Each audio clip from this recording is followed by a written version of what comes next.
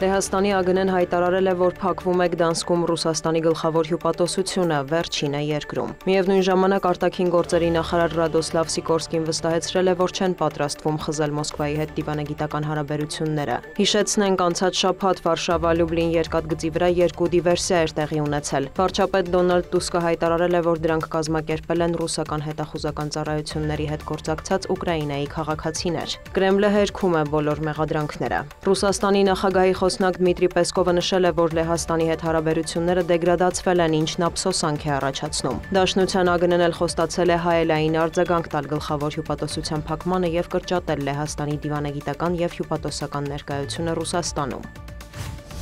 Ուկրաինան ենթարկվել է զանգվածային ավիահարվածների, ռուսական կողմը 470 ԱԹՍ եւ տարբեր տեսակի 48 հրթիռ է արձակել հանրապետության ուղղությամբ։ Տերնոպոլում թիրախավորվել են բնակելի շենքեր, արդյունաբերական եւ կարևոր ենթակառուցվածքային օբյեկտներ, կան փլուզումներ։ Զոհերի թիվը հասել է 20-ի, 60-ից ավելի մարդ վիրավորվել է, այդ թվում 12 երեխա։ Որոնողափրկարարական աշխատանքները շարունակվում են։ Անօդաչու թռչող սարքերով թիրախավորվել է Խարկովը, խաղաղ բնակչության շրջանում վիրավորների թիվը հասնում է 50-ի։ Վնասվել են քաղաքացիական օբյեկտներ։ Կիևն էլ հայտարարել է բարձր ճշգրտության ամերիկյանը թաքմ սեռահար հրթիռներով Ռուսաստանի տարածքում ռազմական թիրախների հարվածելու մասին։ Ռուսաստանի ՊՆ-ն հայտնել է, որ հարձակման է ենթարկվել Վորոնեժը, արձակվել է 4 հրթիռ։ Նշվում է, որ դրանք խոցվել են, բեկորների անկման հետևանքով կան ավերածություններ։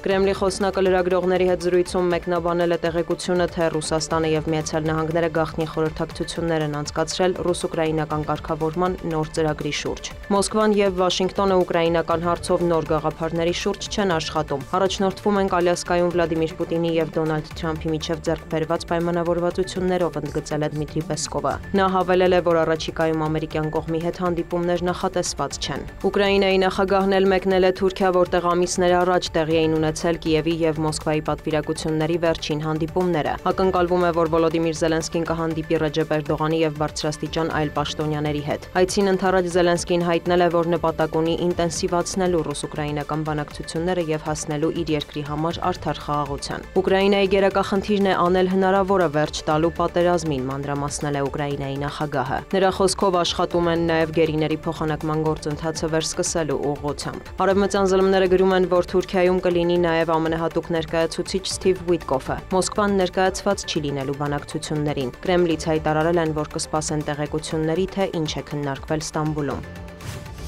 Լիբանանի առողջապահության նախարարությունը հայտնել է, որ Իսրայելի ռազմաօդային ուժերը հարվածել են հանրապետության հարավում գտնվող Այն Էլ-Հիլվե պաղեստինցի փախստականների ճամբարին։ Հայտնի է առնվազն 11 զոհի մասին, կան վիրավորներ։ Իսրայելական կողմը նաև անօդաչու թռչող սարքով մեքենա է թիրախավորել Բինտ Ջբեյլ քաղաքում, զոհվել է տեղական իշխանության մեկ ներկայացուցիչ։ Լիբանանի նախագահը դատապարտել է տեղի ունեցածը, այն որակելով Իսրայելի ագրեսիվ գործողությունների վտանգավոր շարունակություն։ Ջոզեֆ Աունը պահանջել է հրադադարի մոնիթորինգի կոմիտեին ոչ միայն գրանցել իսրայելական կողմի խախտումները, այլև ստիպել հրեական պետությանը հավատարիմ մնալ 2024 թվականի նոյեմբերի 27-ի հրադադարի համաձայնագրին։ Ցահալից հաստատել են Այն Էլ-Հիլվե շրջանին հարվածը, նշելով, որ թիրախում է եղել Համասի զինյալների բազան։